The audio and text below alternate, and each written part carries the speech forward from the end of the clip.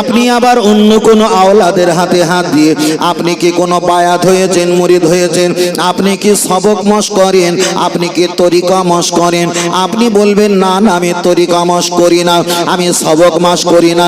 তাহলে আমরা পীর মাশায়েখের মহব্বতের মানুষ টোটাল ৬০-৬৫টা বছর অতিবাহিত হতে চলেছে।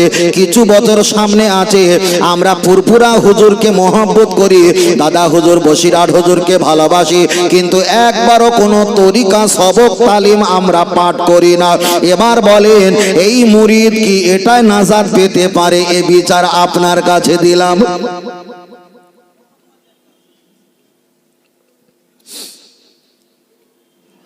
তরিকা যারা মাস করে, যে তরিকা যারা মাস করে, প্রথমে সবচাইতে বেশি কষ্ট হয় এশার নামাজে আর ফজরের নামাজে।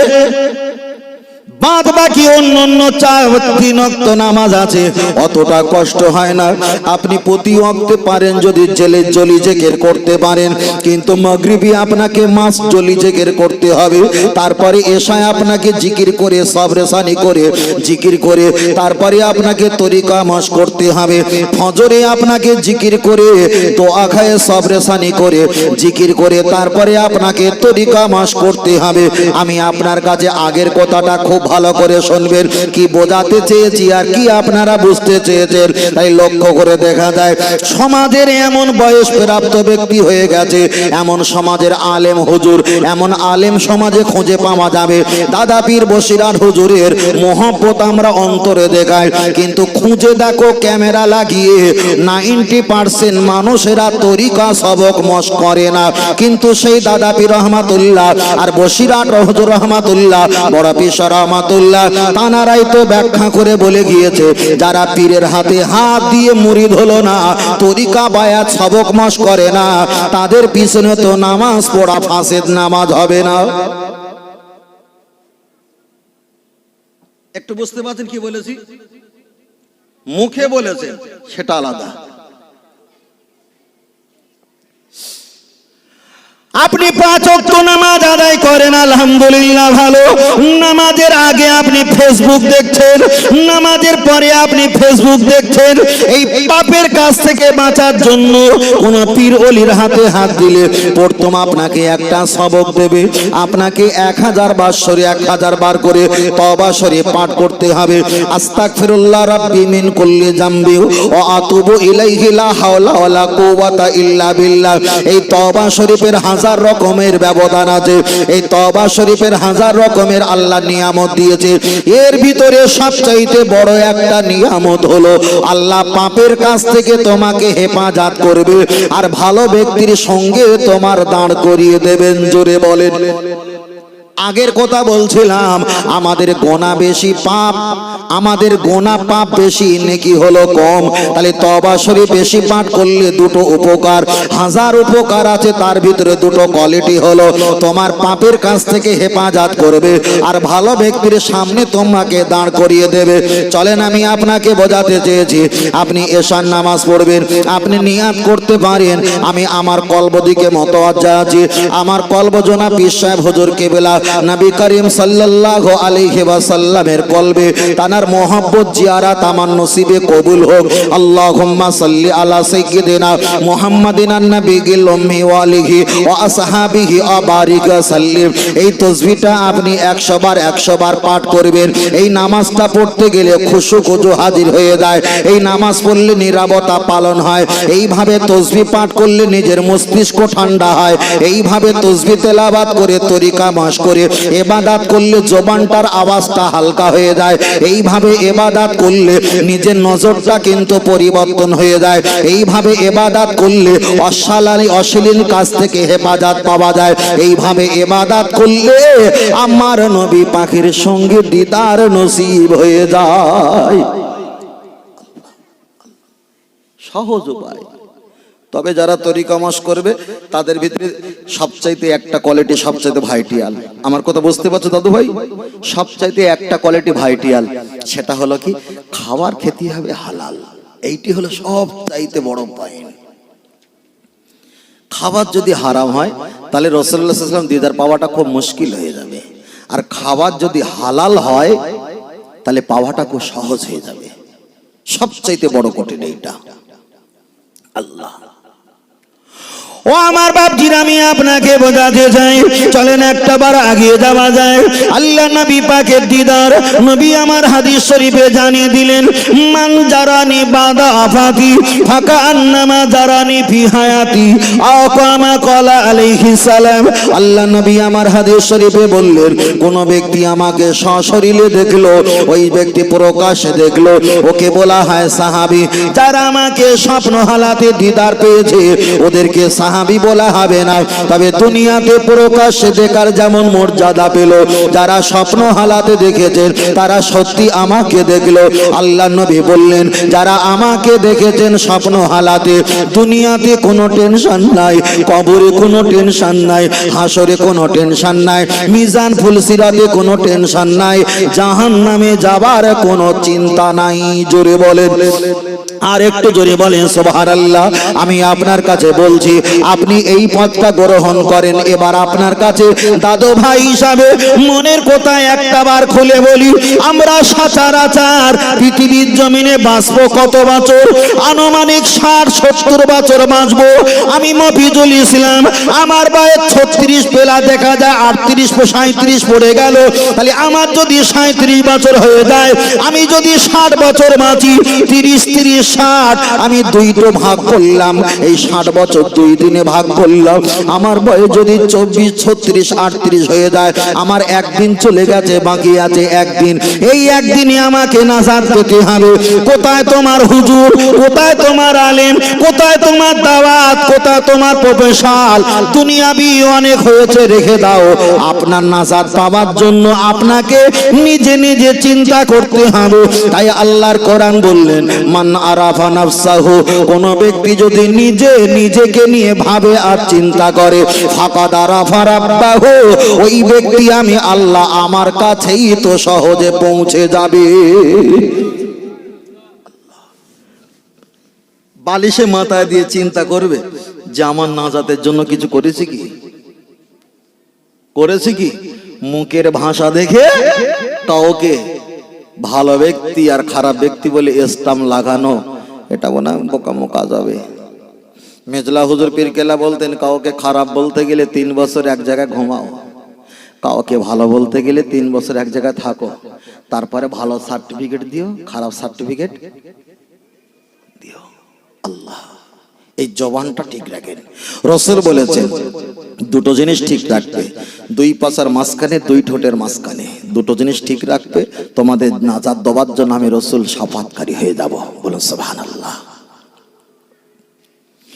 ও আমার জওয়ান যুবকেরা, আমি আপনাকে বলছিলাম, নবী সম্পর্কে বলছিলাম, একটু মারেফাত লাইনের কথা আপনাকে বলছিলাম। কেন আমরা গোলাম ফুরফুরা আবু বকর সিদ্দিক রাহমাতুল্লাহ আলাইহি, বশিরাত আল্লামা রাহমাতুল্লাহ আলাইহির ক্যাটাগরি মানুষ, তাদের রূহানি সন্তান, তাদের মহব্বতের মানুষ। ওই জন্য এই কথাটা আমি আপনার কাছে একটু ব্যক্ত করতে আমার মন চেয়েছে, তাই আমি আপনার কাছে কিছু সংক্ষেপ বলছি, বারবার করে বলবো।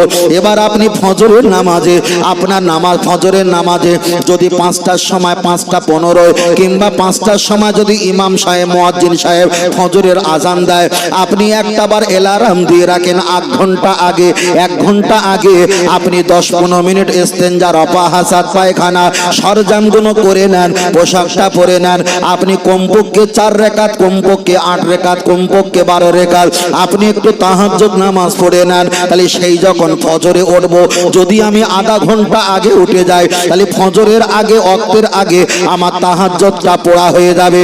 আপনি যদি তাহাজ্জুদের নামাজে, আমি আপনাকে বলছি, সেজদা গিয়ে সুবহান রাব্বিয়াল আলা, সুবহান রাব্বিয়াল আলা, এই তাসবিহটা আপনি 3 বার পড়ে নেবেন।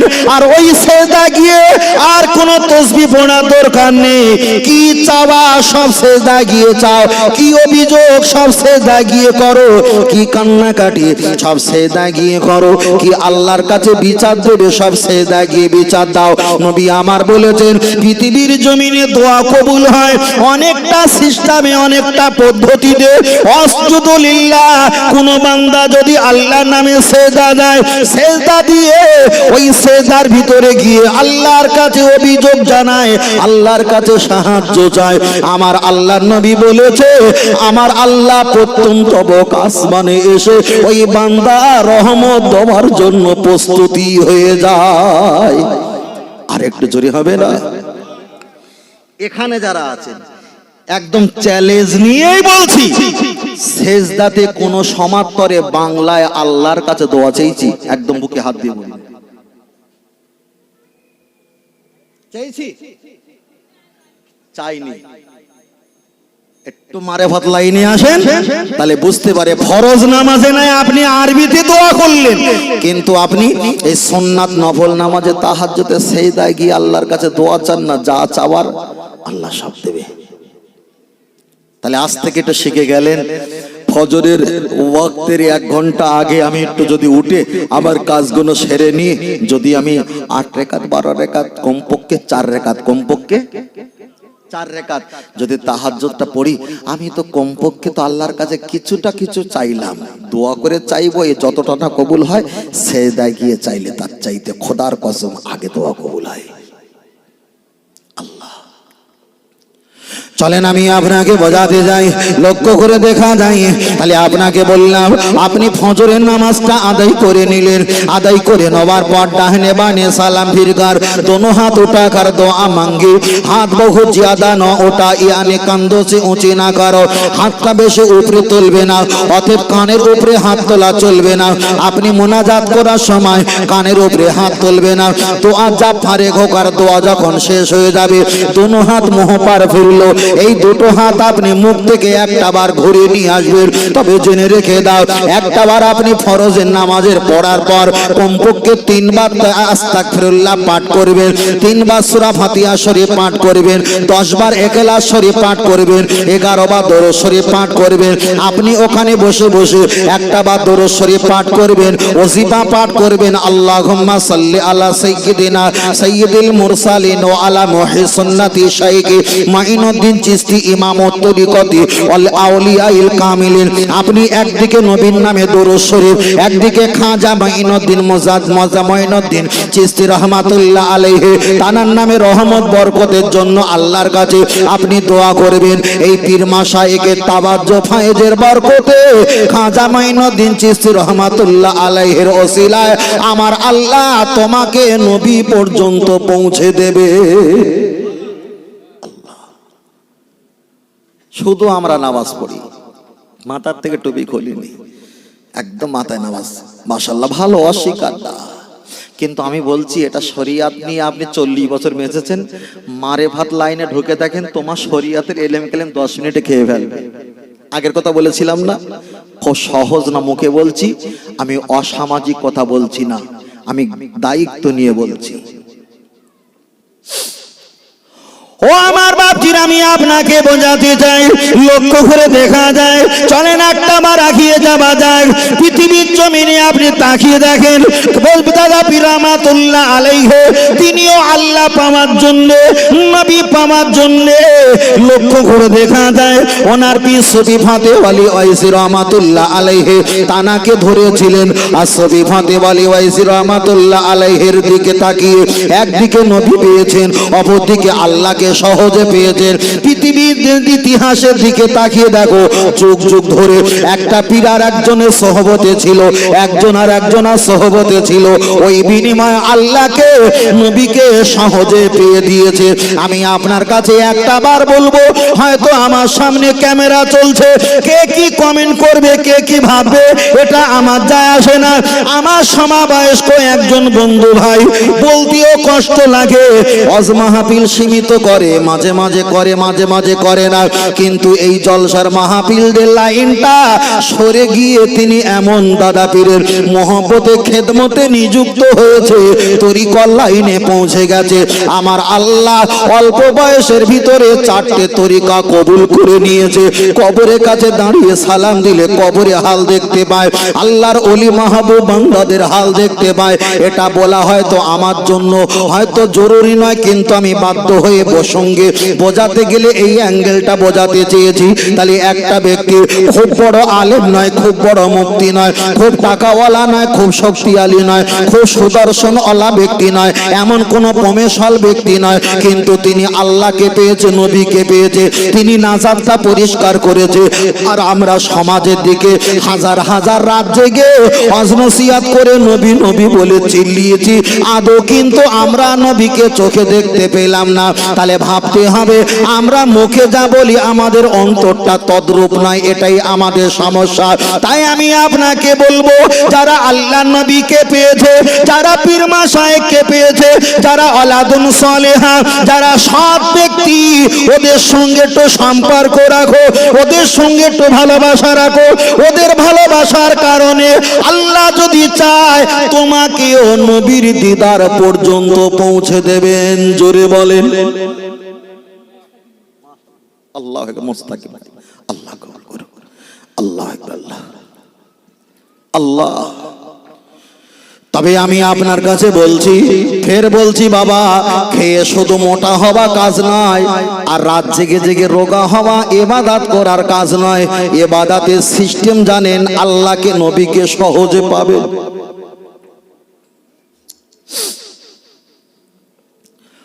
ও আমার যাওয়ার যুবকের, আমি আপনাকে বোঝাই, তাহলে একটা বার আগিয়ে যাওয়া যায়। নবী আমার জানিয়েছে, কোন ব্যক্তি যদি আমার দিদার পায়, হাদিসটা আমি পূর্বে বলেছিলাম, ওই ব্যক্তির দুনিয়াতে কোনো টেনশন নাই, মরণকালে কোনো টেনশন নাই, কবরের ভিতরে কোনো টেনশন নাই, হাসর মিজান কালে কোনো টেনশন নাই, জাহান্নামের ভয় আর কোনো টেনশন নাই। ওই ব্যক্তি জান্নাত নসিব হয়ে যাবে। আল্লাহ নবী এক সময় বলেছিলেন বিবি আয়েশাকে, এ বিবি আয়েশা সিদ্দিকা রাদিয়াল্লাহু তাআলা আনহা, আমার অবর্তমানে আমার ইন্তেকালের পর একটা বার কি আমার কবর শরীফ মাজার শরীফের কাছে হাজির হয়ে যাবে।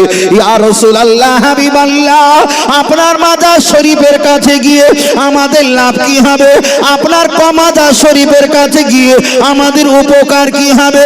নবী আমার জানিয়েছিলেন, বিবি রে, আমার মাজার শরীফের কাছে কোনো ঈমানদার ব্যক্তি যদি হাজির হয়ে যায়, মানজারা কবরিন, কোন ব্যক্তি যদি আমার কবর শরীফটা দেখতে পায়, অজাবাত লাহু শাফাআতি, ওই ব্যক্তির জান্নাতি দেওয়ার জন্য আমি রাসূলুল্লাহ শাফাআতকারী হয়ে যাব। জোরে বলেন সুবহানাল্লাহ। আল্লাহ নবীর মাজার শরীফটা দেখলে ওই ব্যক্তির জান্নাতে দেওয়ার জন্য নবী যদি দায়িত্ব নেয়, ও আমার সোনার ভাইরা, কোন ব্যক্তি যদি নবীকে দিদার পায়, আর কি কোনো টেনশন থাকে? এতগুলো কথা বলার ভিতরে উদ্দেশ্য এটা। আল্লাহ আম্মা জান আয়েশা সিদ্দিকা রাদিয়াল্লাহু তাআলা আনহা আল্লাহ নবীকে বললেন, ইয়া রাসূলুল্লাহ, হাবিবাল্লাহ, তাহলে আপনার মাজার শরীফের কাছে গিয়ে কি করা দরকার? বিবি রে, এই মাজার শরীফের কাছে এসে ইয়া রাফি ও ইয়া দাইহি, দুটো হাত তুলে আমার নামে একটু সাবরেসানি করবে, আমার নামে কোরআন তেলাওয়াত করবে, আমার নামে দরুদ সালাম পাঠ করবে। আল্লাহ নবীকে বললেন, হুজুর, আপনার কোনো গুনাহ নাই, আপনি বেগুনাহ মাসুম। আপনার মাজার শরীফের কাছে আপনার রূহ পাকের সওয়াব দিয়ে কি হবে? আপনার নামে রূহ পাকের সওয়াব দিয়ে লাভ কি? আল্লাহ তো আপনার নিষ্পাপ বেগুনাহ মাসুম করেছেন। নবী আমার বললেন, বিবি আয়েশা সিদ্দিকা রাদিয়াল্লাহু তাআলা আনহা, আমার কোনো নেকির প্রয়োজন নাই, আমার কোনো সওয়াবের প্রয়োজন নাই, তবে এই জায়গায় দাঁড়িয়ে আমার নামে রূহ পাকের সওয়াব পৌঁছাবে, আমার নামে নেকি দান করবে। কিয়ামতের দিনে যে সেদিন কেউ কারো হবে না। এই নেকিটা নিয়ে আল্লাহর কাছে বলবো, আল্লাহ আমার উম্মাত আমার নামে সওয়াব দিয়েছিল, এই সওয়াবটা আপনি আমাকে দান করে দাও। আল্লাহ পাকের দরবারে আরজি রেখে ওই সওয়াবগুলো আমি রাসূলুল্লাহ হাতে করে নেব। আল্লাহর যখন বিচারের দিন আমার উম্মতের নেকির পাল্লা যখন হালকা হয়ে যাবে, আমি রাসূলুল্লাহ আমার উম্মতকে এত ভালোবাসি, এত মহব্বত করি, যাদের জন্য আমি ঘুমাতে পারলাম না, যাদের জন্য পেট ভরে খেতে পারলাম না, যাদের জন্য আমি রাতকে রাত কেঁদেছি, এমন কেঁদেছি গলা থেকে রক্ত নির্গত হয়েছে। ও বিবি আয়েশা, এই নেকিটা নিয়ে আল্লাহর কাছে বলবো, আল্লাহ আমার উম্মতের যদি একটা বার নেকির পাল্লা হালকা হয়ে যায়, ওরা তো হাসরে ময়দানে ছেলে মেয়ে বিবি বাচ্চা কেউ কারো সাপোর্ট করবে না। আমি রাসূলুল্লাহ দুনিয়াতে বলেছিলাম, আনা সাইয়্যিদু উলদি আদম ইয়ামাল কিয়ামাহ, আমি গোলাম তোমাদের লিডার, আমি তোমাদের মাতব্বর, আমি তোমাদের রাহবার। আজকের উম্মাতানিদের নেকির পাল্লা যদি হালকা হয়ে যায়, আমি আল্লাহর কাছে বলবো, আল্লাহ এই নেকিটা আমার উম্মতের পাল্লায় দিয়ে ভার করে দিও। বলুন সুবহানাল্লাহ। আম্মা জানা আয়েশা সিদ্দিকা রাদিয়াল্লাহু তাআলা আনহা আবার জিজ্ঞাসা করলেন, হুজুর আপনার এতটা নেকি যদি অকুলন হয়ে যায়, আপনার তো অনেক উম্মত, আবার যদি উম্মত অবশিষ্ট থাকে আপনি কিভাবে তাদেরকে নাজাত দেবেন? আল্লাহর নবী বললেন, বিবি রে, আমি আল্লাহর কাছে বলবো, আল্লাহ আমি যখন তয়েফের কাছে গিয়েছিলাম ধর্মের কথা শোনানোর জন্য, ওরা আমাকে পাথর মেরেছিল, ঢেলা মেরেছিল, ইট পাটকেল দিয়ে আমার চেহারা থেকে রক্ত জারি করেছিল। আল্লাহর কাছে বলবো, আল্লাহ ওই রক্তটা দিয়ে আপনি দুনিয়াতে কারো দেবেন না, ওই রক্তটা আপনি আমাকে ফিরিয়ে দাও। আমার উম্মতের যদি নেকির পাল্লা হালকা হয়ে যায়, আমি আর রাসূলুল্লাহ আমার ওই রক্তটা নেকির পাল্লা দিয়ে কোটি কোটি উম্মতকে নাজাত বানিয়ে দেব। বিবি রে, তখনও যদি আমার উম্মত আরো অবশিষ্ট থাকে, আল্লাহকে বলবো, আল্লাহ উহুদের ময়দানে আমার দাঁত মোবারকটা শহীদ হয়েছিল, আল্লাহ ওই দাঁতটা আমি পাল্লায় চাপিয়ে দিলাম, আমার উম্মতকে এর বিনিময়ে আপনি নাজাত বানিয়ে দাও। বিবি, তাও যদি না হয় আমার দাদু ভাই হাসান আর হোসাইন এদেরকে নিয়ে আল্লাহর কাছে বলবো, আল্লাহ আপনি একটা বার দেখেন, দুনিয়ার মানুষের রক্তের প্রয়োজন হলে, রক্ত শূন্যতা হলে, রক্ত না দিলে বাঁচে না, বাঁচে না।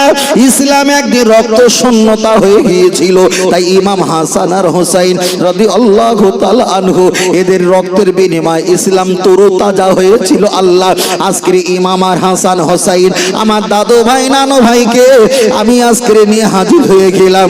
আল্লাহ এদেরকে পাল্লায় বসিয়ে দিলাম, এরা যতটা ওজন ভারী মর্যাদা, এই কারণে ওজনে আমার কোটি কোটি উম্মতের নেকির পাল্লাটা ভারী করে দিও। আমার নবী বললেন, বিবি আয়েশা সিদ্দিকা রাদিয়াল্লাহু তাআলা আনহা, তাতেও যদি আমার উম্মত অবশিষ্ট থেকে থাকে, আমি রাসূল বলেছি, আনা আউয়ালু শাফির, আমি তোমাদের প্রথম সুপারিশকারী, আমি তোমাদের প্রথম সুপারিশ করব। তবে জেনে রেখে দাও, ওই বিবি আয়েশা সিদ্দিকা আল্লাহর কাছে বলবো, আল্লাহ আপনার কাছে শেষ আরজি, আমার আব্বাকে হারিয়েছিলে, আমার মাকে হারিয়েছিলে, আমার বাড়ি পরিবার অনেককে হারিয়েছিলে, আমাকে একা করেছিলে, আল্লাহ আজকে আপনার কাছে এসেছি, আপনি আমার দিকে বরকতময় নজরে তাকাও। আমার আল্লাহর কোরআন জানিয়ে দিয়েছেন 30 পারা সূরা দোহাতে, ওয়ালাল আখিরাতু খায়রুল লাকা মিনাল উলা। এ আমার হাবিব, তোমার দুনিয়াতে কষ্ট দিলাম, তোমার নিজের জন্মভূমি ছেড়ে অপরের জন্মভূমিতে বসবাস করালাম, তোমার প্রতিবেশী থেকে দূরে সরিয়ে রাখলাম, ওয়ালাল আখিরাতু খায়রুল লাকা মিনাল উলা। হাবিব, দুনিয়াতে তোমার কষ্ট দিয়েছি, কিন্তু আখিরাতে তোমার কষ্ট দেব না। পৃথিবীর নবীদেরকে ঈসা, মুসা, দাউদ, ইউসুফ, জাকারিয়া, লূত, ইব্রাহিম, তাম পৃথিবীর যত নবী আছে, আমি আল্লাহ যা বলবো ওরা পালন করবে। আজ আমার হাবিব যা বলবে আমি আল্লাহ সেটাই পালন করে নিয়ে নেব।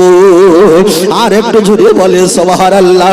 আমার আল্লাহকে বলবেন, আল্লাহ আমার উম্মত এখন জাহান্নামের টিকিটটা নিয়ে তারা চিল্লা চিল্লি করে, আল্লাহ আপনি এদেরকে একটু নাজাতের ব্যবস্থা করে দাও। আমার দয়ার নবী দৌড়ে গিয়ে মিজানের পাল্লা দড়িটা ঝুলে পড়ে বলবে, আল্লাহ আপনি বলেন নেকির পাল্লাটা হালকা না ভারী? আল্লাহ যখন রহমতের নজরে তাকিয়ে বলবে ভারী, আমার আল্লাহর নবী বলবে, আমার ফারেস্তা, ও আল্লাহর ফারেস্তা নিয়ে চলো, নিয়ে চলো আমার গুনাহগার উম্মতকে নাজাত একটা বারে নিয়ে চলো। তাই আমি আপনার কাছে প্রথমে বলেছিলাম, পৃথিবীর কোন হুজুর আপনার নাজাত দেবে না, একটু বলবে এই পথে চলো। পৃথিবীর কোন পীর সাহেব পীরজাদা আপনার নাজাত হাতে করে দেবে না, কোন বক্তা মুফতি ওয়াইজির আপনার নাজাত দেবে না। দুনিয়াতে আপনি 60 বছর যদি বাঁচেন, 30টা বছর চলে গেছে, বাকি আছে একদিন। এই একদিনে আপনার চিন্তা রাখতে হবে, আমার গুনার ভাগ বেশি বেশি বেশি বেশি, আমার নেকির ভাগ কম। এমন কথা বলবে, এমন ভাবে চলবে, এমন ভাবে দুনিয়া জীবন যাপন করবে, যার কারণে গুনাহটা আল্লাহ মাফ করে দেয়, আর নেকিটা আল্লাহ বাড়িয়ে আমার নবীর সঙ্গে হাসরের ময়দানে আল্লাহ যেন নাজাত বানিয়ে দেয়। বলেন আল্লাহুম্মা আমিন। আর একটু জোরে বলেন আল্লাহুম্মা। বারবার করে বলছি, নাজাত পাওয়া শুধু নামাজ রোজা হজ যাকাত ভাই এগুলো বড় ইবাদত করা লাগবে, কিন্তু যারা শরিয়াতের বড় আলেম, কোন আধ্যাত্মিক জগতের মানুষের কাছে গেলে 40 বছরে অজনসিয়াত বক্তব্য ফতোয়াগিরি 10 মিনিটে গিলে খাবে। কথাটা আল্লাহু মুহাম্মাদুর রাসূলুল্লাহ সাল্লাল্লাহু আলাইহি ওয়াসাল্লাম। তাহলে যে হুজুর বড় ইবাদত নিল, যে হুজুর বড় কোরআন তেলাওয়াত নিল, সেই নবী তো বলেছে বড় জিকির হলো কলেমা শরীফ। সেই হুজুর বড় জিকির বাদ দিয়ে বেরহমতে কাজ চালিয়ে দিল। তাহলে ভাবতে হবে, ইবলিসের ভিতরে আল্লাহ ছিল, ইবলিসের ভিতরে জাহান্নামের ভয় ছিল, ইবলিসের ভিতরে জান্নাতের আশা ছিল, ইবলিসের ভিতরে সেজদা ছিল, ইবলিসের ভিতরে ইবাদত ছিল, ছিল না নবী আদম। আর এই হুজুরের ভিতরে আল্লাহ আছে, ইবাদত আছে, জান্নাতের আশা আছে, জাহান্নামের ভয় আছে, নেই মুহাম্মদুর রাসূলুল্লাহ। তাহলে এই হুজুর যদি জান্নাতে যায়, তাহলে ইবলিসকেও আগে জান্নাতে দেওয়া দরকার, ঠিক না বে ঠিক? চলেন আমি আপনাকে বোঝাতে চেয়েছি, লক্ষ্য করে দেখা যায় তাহলে লা ইলাহা ইল্লাল্লাহ মুহাম্মাদুর রাসূলুল্লাহ সাল্লাল্লাহু আলাইহি ওয়াসাল্লাম আমরা কলেমা শরীফ পড়ি।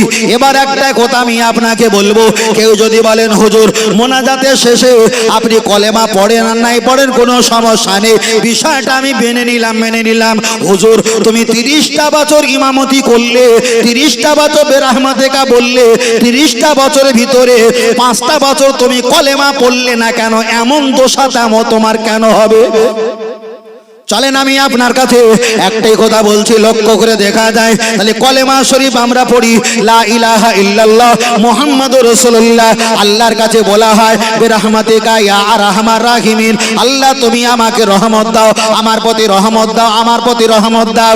যে আল্লাহর বান্দা আল্লাহর কাছে রহমত চায়, আমার আল্লাহ কোরআনে বলে দিয়েছেন আমা আরসালনাকা ইল্লা রাহমাতাল লিল আলামিন, আমি রহমতের মালিক, কিন্তু রহমত আল্লাহ হলো তোমাদের নবী। জোরে বলেন সুবহানাল্লাহ, আর একটু জোরে বলেন সুবহানাল্লাহ। ও বাবাজিরা, ও ভালো করে খেয়াল করে দেখবেন, আমি আপনাকে বলছি, আপনি যখন নামাজ পড়বেন, নামাজের ভিতরে আমার নবীকে মর্যাদা দিতে হবে, নামাজের ভিতরে নবীকে মর্যাদা দিতে হবে। আপনি একটা বার বলেন, কোন ব্যক্তি যদি 5 ওয়াক্ত নামাজ না পড়তে পারে, যদি 5 দিন নামাজ কাজা হয়ে যায়, পরে যদি সময় পায় ওই নামাজটা কাজাগুলো ফরজ আদায় করে দিতে পারবে। এমন কি ওয়াল উমরিহি ফিমা আপনাহু, আল্লাহ হাসরের মাঠে জিজ্ঞাসা করবে, তোমার আমি ওমর দিয়েছিলাম, আমি বয়ে দিয়েছিলাম, কোন কাজে ব্যয় করেছো? একটা বার জবাব দাও। শরিয়াতের হানাফির মাসলা হলো, আপনার পিছনে যত নামাজ কাজা হয়ে গেছে, আপনি যদি ফরজগুলো তুলে দাও, আপনার নামাজ আদায় হয়ে যাবে, কোনো সমস্যা নেই। কিন্তু আমি আপনার কাছে একটাই কথা বলবো, আপনি যদি বলেন আল্লাহকে মানলে আল্লাহ জান্নাত দেবে, আমি বলবো শুধু আল্লাহকে মানলে আল্লাহ খুশি হবে না। নবী আমার হাদিস শরীফে বললেন, মান আতানি, কেউ যদি আমাকে আমাকে ইত্তেবা করে, আমাকে যদি মান্যতা দেয়, আমাকে যদি তাবেদারি করে, আল্লাহ নবী বললেন মান আতানি, আমাকে ইত্তেবা করলে ফাকাদাত আল্লাহ, ওই ইত্তেবা আমার আল্লাহ পাকের হয়ে যায়। জোরে বলেন সুবহানাল্লাহ। নবী আমার